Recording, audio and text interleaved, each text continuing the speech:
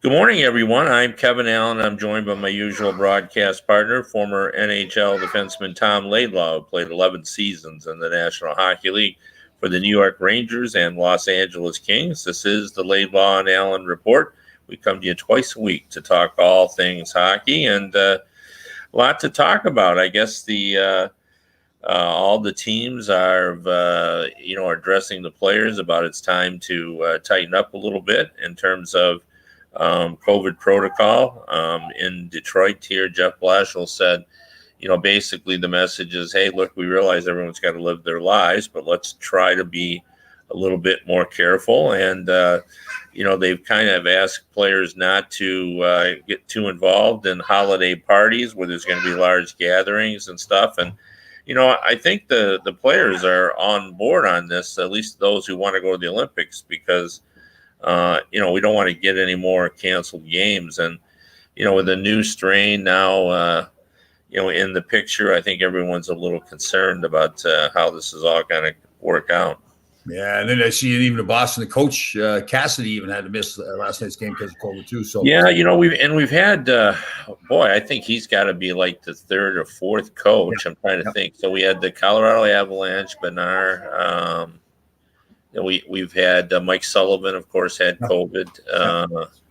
I think there might have been others too that I'm just forgetting about. So, and we forget about the coaches, but it's just amazing, and it really is. There's some luck involved in this as well. I mean, I think everyone's taking the right precautions, but you don't know who's introduced into your environment. You can't control that. And I do think it's gone on so long now. I know for me, even I kind of get the sense sometimes I almost forget that it's there, right? And so I think that's probably what's happening to those guys. Well, a lot of it, I think, depends on where you live. I've told the story before, but I have a house on a lake, and it's up in a more rural area, and there they don't pay as much attention to it as they do in the area where I live, where it's a kind of a bustling place, and there's a lot more going on. So it does. I think you're right. I think it just depends on where you live and how much interaction you have with people, and whether you always find yourself in large gatherings. But mostly just looking at this from the hockey perspective, they just want to make their they want to play an 82 game schedule. That's the key thing. They don't want any hiccups. They don't want to have to fly and play back-to-back games down the playoff stretch run because the game's been canceled. So they're just trying to live a normal life here, and in order to do that, they may have to be a little more careful. It makes it even a tougher year because now they've got the Olympics, so they've got to pack the schedule in tighter. I read someplace the other day, I mean, they're still having the All-Star weekend, correct? Because somebody was saying maybe they should think of canceling the All-Star weekend too. But well, yeah, and I've heard, I don't know if this is true, but there was some rumbling that they were going to change a lot of the events to outdoor events. They usually have those large gatherings, so.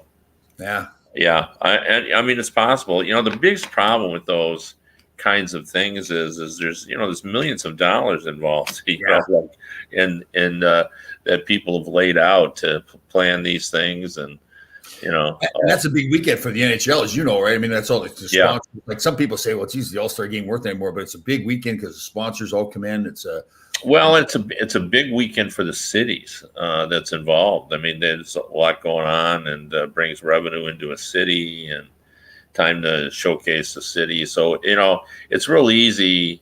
It reminds me of back in the old days when people used to talk about contraction and professional sports, like the fan base would throw out like, well, let's just reduce. It would be a better league if we just go down to 27 teams. Like that's just easily accomplished. Like you can wave a magic wand, and teams would just go away, and those owners would have to be compensated and everything else. Well, that's what happens. It's real easy to say get rid of the All-Star game, but what about all the people who have laid out big money to make this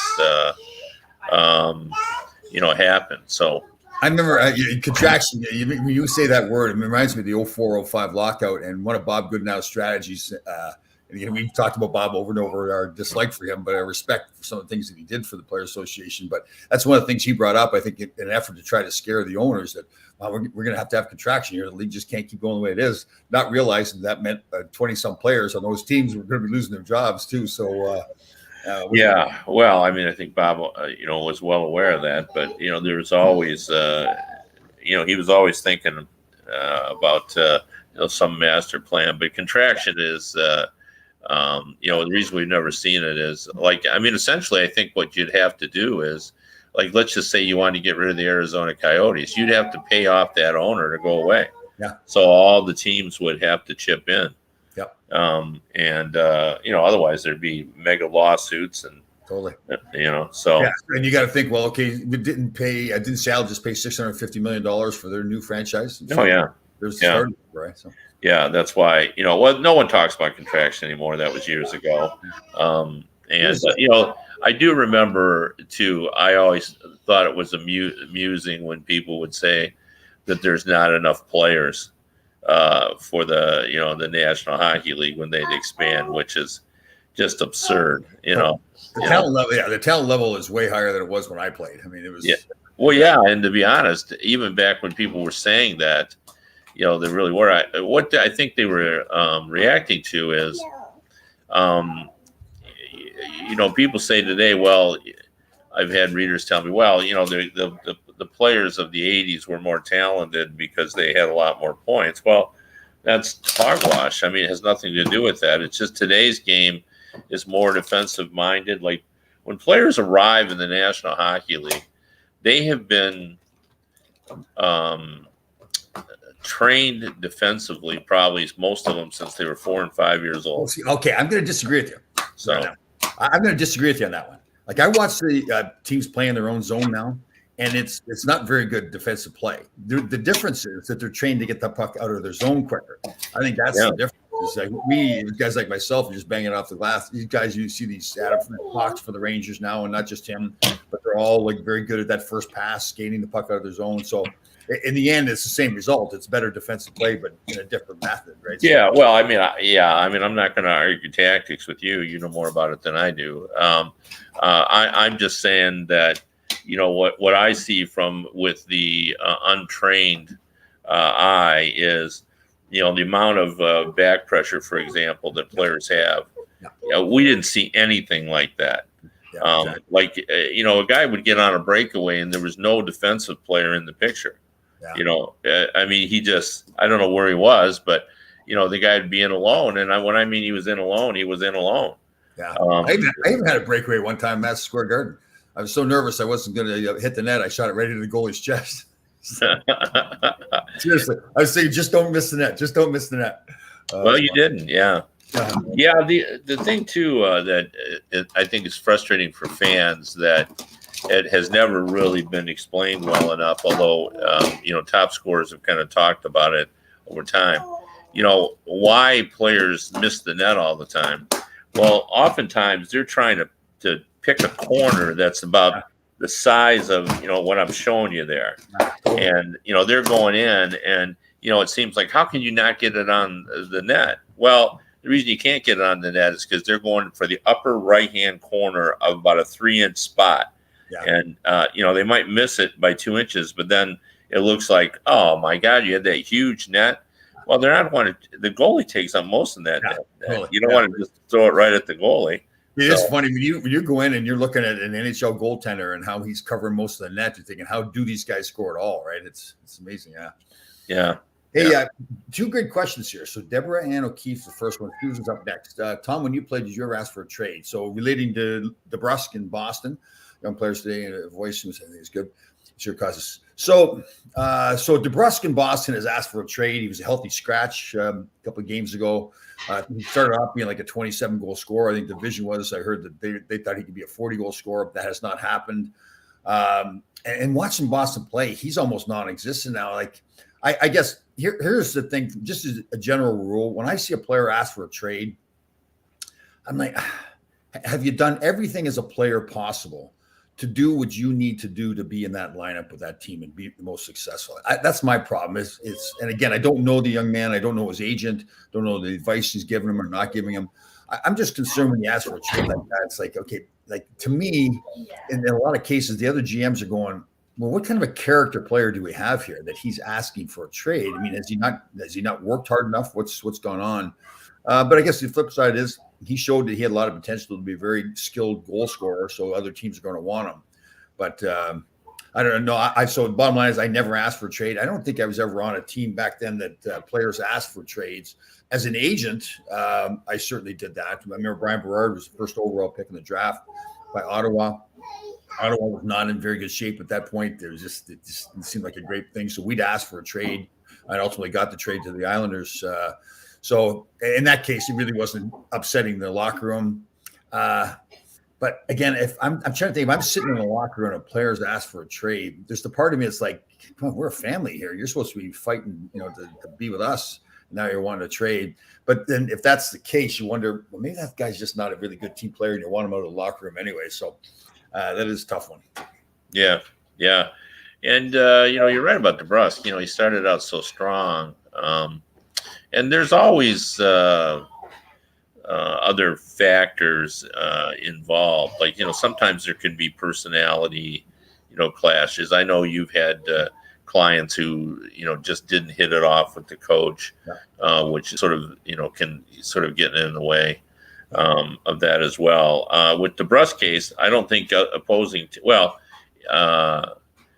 don't think opposing teams are worried about his attitude because according to Darren Dreger, there's 12 teams interested in acquiring him. So for a minute there, the way you started down that path, I thought you were going to turn him into your new Duchesne. Well, he's in that category. I would put him in that category. Yeah, that he just, I just see a really talented player that hasn't worked out. And I just teams don't just, and coaches don't just automatically say, I don't like this player, I'm not going to play him. They want to play the guys who are going to help them win hockey games. And he was helping them win hockey games when he was scoring all those goals. And if he's not scoring now, it doesn't look like he's this great, gritty two-way forward like a Patrice Bergeron kind of guy, but there isn't many of those. But I mean, again, teams aren't wanting players to not become really good players. They want them to become good players. They give them opportunities, and by all accounts, he was given those opportunities. So something's gone wrong there. Well, we certainly, you and I agree on that thing. I don't care what a player has done in his life if he can help you win. Totally. You'll play him 30 minutes. Our friend Susan Brooks here now, she's written a few times about this subject. She's all over PK Subban.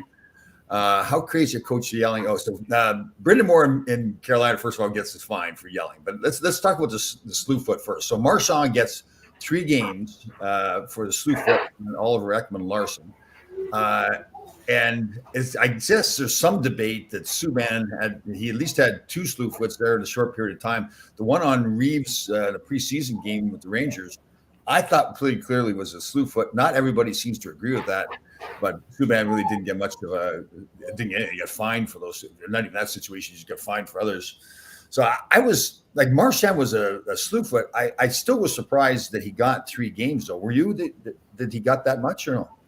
Yeah, I was. The problem what we have here is the technicality of what a repeat offender is like right. The way the rules are written, you almost sort of get a clean slate every 18 months. But it really feels like in Marchand's case, they've looked at his entire body of work over his career and gave him more. And I know in Boston, there's been a discussion about the fairness of that. If that's the rules, then why are they taken into account? Right. And that is, and to be clear, like you said, that is not the rule. The rule isn't it a certain period of time, like a certain number of months, like 18 It's months? 18. Yeah. 18 months. Yeah. I mean, that's what people are saying, that you're supposed to, a repeat offender is someone who has had an event in the previous 18 months. And, his argument is, although, he doesn't have his numbers right, is that he's cleaned up his act. He has for the last 4 years. Right. Although really, if you look at it, it's been 3 years, but, he's been better in the last 3 years. better is an interesting term too, because man, some Yeah. of the stuff that he has done, like the licking incident. Yeah, that was just over, I think, 3 years ago, right? Yeah, God, yeah. So it's not like that. That was when he was 18. I know. Like, And you know, that whole logic about, like, I just will never understand why he decided to lick a bunch of players. no, those ones are hard. Yeah. To even, but with regard to for Susan, I mean, the regard of they're limited in how much they can find a player by the CBA, so that's why, and they're not limited to a coach. Yeah. So, okay. And how about the other suspension? Lemieux in Los Angeles gets 5 games for biting. Yeah. I thought that was excessive. I'm not in any way trying to say that biting is a good thing. Again, back in our day when I played, you bite. And okay, so I'd have given him 10 for biting. Really? That's so childish. Like, a 5 for the incident, and 5 for just being childish. Yeah. Like what do you? I mean, really? Like, in what circumstances? Oftentimes the assailant will come into these things and say, it was kind of an extension of the play, and I got carried away. And and people that are in the meeting are going, it's a violent game. We can see it, and they give you. I mean, they still punish you, but they give you kind of extenuating circumstances. There was a give and take going back and forth, and you just lost it. How can you do that when a guy bites you? Like, there's no give and take. Like, that's not acceptable in any level. I guess I'm not defending him, but I guess you'd say, okay, he got carried away. You just got so irate. No, you can't get carried away to the point of biting someone. That's, he's not 4. But that is true. It's like it's one of those moves. Like, it's the same thing as licking, like Marchand. Like, what are you thinking about? Like, if you want to get somebody, you punch him in the head. If you want to punch him in the head, but to bite him. Well, now, I mean, imagine now if he licks someone during this COVID, like, would that be a 20-game suspension? I never thought of that. Ooh, yeah, I mean, it's just a different world now. It's a whole lack of. I know. I get, maybe it's hard for me to use the word respect, because back in the '80s when we played, man, there's some nasty stuff being done out there. So, but I mean, everything's changed so much more now. The style of the game has changed. The intimidation part of the game really isn't what it was before. So biting somebody is like, okay, what would be your point? Like, it's a selfish play. You're going to get punished for it. You're going to hurt your hockey team. So yeah, even the guys on his own team would be like, what are you thinking about? That's yeah. Well, interesting. Now there. I thought for sure you want to talk about this. Evander Kane's agent is now calling teams and seeing if he can drum up some interest. I know you've been in that situation before where you've had to sort of sell your guy as well. Let's just talk about it from the agent's perspective, and then let's talk about it if, like, I don't know that that's going to be very successful. Doing it, but how do you go about doing that? Like, if you had to defend, or at least make a case for Kane to continue his career with some other team, what would you do? How would you present that? I would call up all my best friends and start begging, because I just want to know. I mean, everybody in the world knows the situation. There's no secret. Anybody that has any interest in him would have done some homework on him. And again, if I'm a general manager, like, I would have, from the player standpoint, I would definitely have interest. Big, strong guy, great skaters, can score goals. He's tough. I mean, he's the kind of guy on the ice that you want, because he's going to help you win Stanley Cups. He's that kind of player. He's a power forward. But the problem is, I mean, the locker room, how we've talked this so many times, it's such a sacred place to me. That's that culture and everything. And he is kind of the last guy that I'd want in my locker room. Now, there may be some teams out there that say, like, I would look at a Tampa like this and say, you know what? We've got a real strong locker room here. Our leadership group, our coaches, we know how to win. We feel like he could add to our lineup, but not hurt the locker room. I'm using that as an example. Maybe they don't feel it. And maybe they just feel like we just don't need him. And obviously with the cap situation, they couldn't afford to take him. But, for an agent to call up, I mean, obviously any agents, you're going to have certain relationships that are stronger than others. So you're going to call up the guys the best. Say, listen, dude, what do you think? And maybe you get some hints from other GMs about what other teams may want, and maybe it fits other places. But I just don't see, like, him calling up. If I'm a GM, I'm going, no, he's not coming on my team. And I don't know how San Jose's looking at it too. Are they willing to take some of the salary back? Because if I'm taking him on as a new team, I'm saying, okay, I'll take him on, but I'm not going to take him on at, he was it 6, 7, 8 million he was making? So, I mean, I wouldn't want to pay that. But again, the big issue is the locker room. And I just don't, like, I would think, because the stuff that he's done, that's kind of against the culture of a hockey player. Like like hurting a woman in any way, and kids and family and that. Most hockey players, listen, I don't want him in my locker room. I have a family, I have a wife. And that's not how we treat women around here. So that's how I see it. Yeah, I've seen some suggestion that he could end up back with San Jose. I just can't see that. But unless, listen, and we've talked about this, and I hope this happens. I hope somehow he goes and he gets help.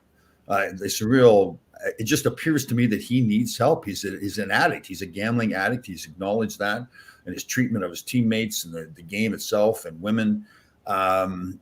He needs to get help. Now, if he went and got that, you say, you know what, this is great. This is a great story here. This is a guy that's really realized he's done things wrong and you need to change things. And maybe in that case you go, well, we want him on the team because he's really changed his ways. But I just don't see any sign of that happening at that point. But that's, if I'm his agent, that's the advice I'm giving him. That listen, your career, you're going to get this money, but you're bankrupt. And if you want to continue on your career and improve your reputation, that you need to show people that you're fixing yourself and working on yourself. Yeah, no, and there has to be kind of a time period between. I think that's what happened. And look at D'Angelo. He looked like nobody initially wanted him when the Rangers moved him off their roster, and then time passed, and you sort of forget the offenses and start thinking about the ability. And of course, Carolina, the Hurricanes, did take a little bit of criticism for signing him. There was some local uproar about bringing him in, and he's really been an effective hockey player for him. And from what I understand, there hasn't been any issues and so forth. So, and in fact, I heard a radio interview the other day. I think somebody works in radio with Carolina saying that he's a candidate for a Norris Trophy. He's playing that well. And again, you've got Rod Brind'Amour there and the culture that they built. See, that's the thing I think is that, listen, if you've got a bunch of like strong people there that know how to say, okay, we got this guy coming in, here's his reputation. That's not how we do things here in Carolina. That can kind of get him in to be part of the group. And see, that's the thing to me. I'm feeling like, okay, maybe he didn't feel like he was part of the group there with the Rangers because he was doing all this counter culture stuff when he was here in New York. So, I like that story. I like you see a guy that was made to the National Hockey League, obviously worked hard enough, had enough talent, messed up his career because of some of the things he was doing, and now has made a recovery and made himself better. I love seeing those stories, but. I know you know this. I just think the Patrick Kane or the Evander Kane stuff is just different because it's it's not the first time it's happened, but the mistreatment of women that in the hockey world, it should be in the whole world, but in the hockey world, that's something you just don't do. So, yeah. Well, it'll be fascinating to see how that kind of plays out there, and what will happen. I wanted to talk a little bit about what's going on. We still have the Islanders. Really have, you just keep waiting for them to just kind of turn it around. But, with the injuries they've had, the COVID, I'm starting to wonder whether they are going to turn it around. I know, and I love them for being this way. But their game is that disciplined, structured, hardworking game. It's a hard game to play, right? You got to show up every night and really grind it out for 60 minutes. And I just wonder, because they got off to such a slow start, the long road trip, not being able to score goals, and you said the COVID and everything, have they lost some of that, like, who are we kind of mentality? Like, when you think of the New York Islanders and Barry Trotz and Lou Lamoriello, it is show up every day to work and grind it out. And, that's great to do when you're getting results, but when you're not getting results, that's hard. That's hard to sell it to yourself as an individual. I mean, you're professional, you should be able to do it, but I just don't see that same Islander, and they just can't score goals at all either. So, yeah. So it sounds a little bit like the Greenwich High School women's hockey team. We've got a great group of girls. Goal scoring is something we have to work on. So, and they won't be getting a whole lot of help from me on the goal scoring category. Have you started the season? And we have our first scrimmage on Friday night, and then we have what they call a jamboree on Saturday, where they play like 20-minute games, 22-minute games. You're worried about the goal scoring? It's a concern. We're going to have to be. Actually, I like it. Obviously, we're going to be that, and the head coach is the same way. That our culture is going to be that hardworking, throw it to the net, go for rebound, and everything. So, the chaos theory.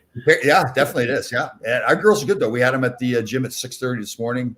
At this place called Combine in Greenwich, Connecticut, getting a good workout. The guy that trains them really knows his sports specific training. So the girls were all there 6:30 in the morning. They had a little sleepy eyes going on, but they were there. It was good.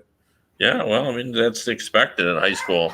You know, like my daughter, when she was in high school, was a swimmer, and they have 2-a-day practices every day, and one of them is before school, and the other one's after. And the kids all show up at 5:30 in the morning and swim away. The swimmers are unbelievable. The number of hours.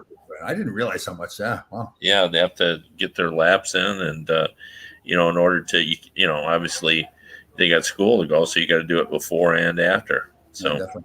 Hey, really, I know we touched on this before the show, but really sad story with the shooting. As always, a sad story. People getting killed, but the shooting out there near you, that was nasty. Well, and last night after the Red Wings game, Jeff Blashill was addressing the media, and before he even got going, he just kind of talked about it just in terms of why is this still happening, and he became very emotional about it. I don't think he had any personal connection to it. I think he was just speaking on behalf of everybody in Michigan that just feels so horrible that this has happened, and it's just hard to comprehend.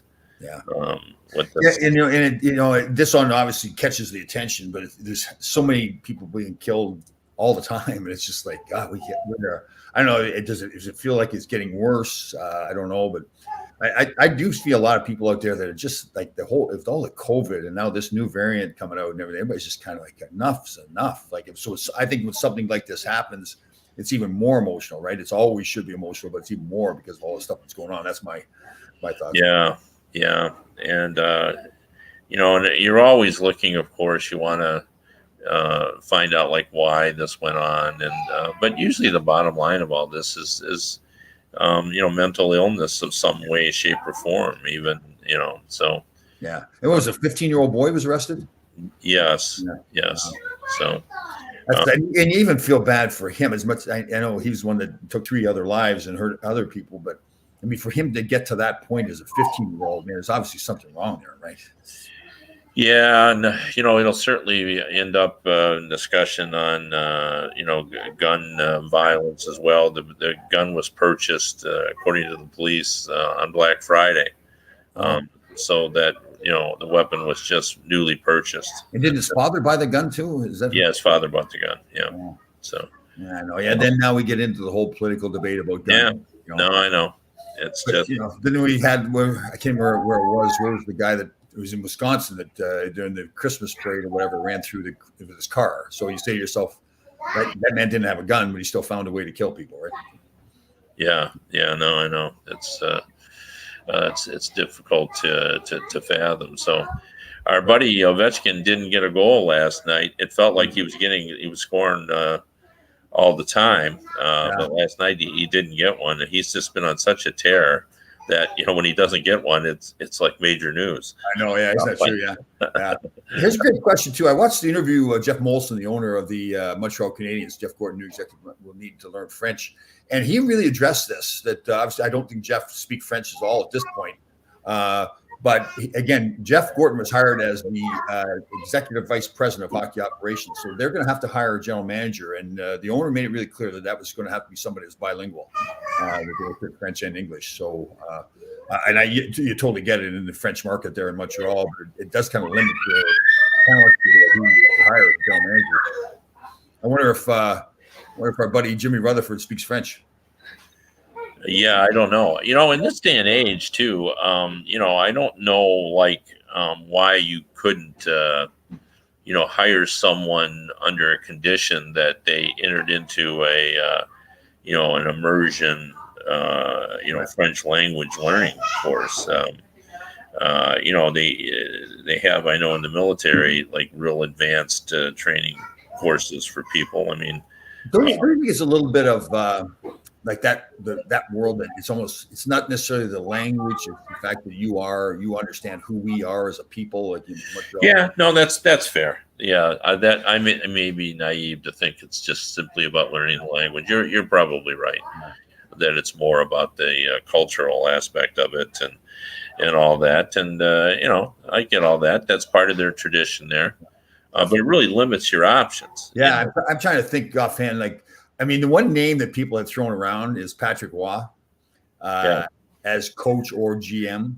So, well, the other one that I've heard a lot, I just don't think he would do it, is Pat Brisson. Sure. Yeah. But, a lot of people think because and I like Pat Brisson. I think he's a very intelligent man. But people think because you're an agent that you're going to be a good general manager. Two different jobs. There's no. I mean, I guess you understand what it is to be a general manager, but you've really never actually done that job. So. Yeah, but we've seen, Bill Zito is a great example of. But again, he became an assistant GM first, right? Yeah, he did. Pierre Lacroix, though, stepped in. Yeah, good point. Job. Brian Burke. George McPhee went from being an agent to a general manager. Yeah, so you're right. No, good point. Yeah. Now, I think in the case of McPhee, obviously he had a hockey background. So.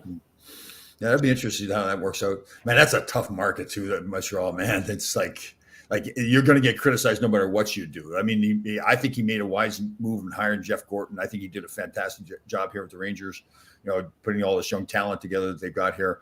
But it's still, they're still going to get criticized, and they have gotten criticized for selecting him. So, yeah. Interesting. You know what? We were all worried that you had all this construction going on, but I think it's like the power, like your wife probably in the background. Did she Well, they haven't started yet, but they're about to be. They'll start pretty soon here, and it will get pretty loud. So, but we're we've already gone beyond our time, which we tend to do. But what do you think about the Dallas Stars sort of getting their act together a little bit? They're a hard team to figure out for me. When I watch them play, like sometimes you think, are they really getting all that they can out of guys like Jamie Benn and all those guys? I kind of wonder if but again, they obviously went to the finals. Went to the finals 2 years ago. Yeah. So again, they're just one of those teams I look at and I go, it's just a strange team to me. Nashville's getting going now again. They're playing. Yeah, that's a hard one to figure out as well.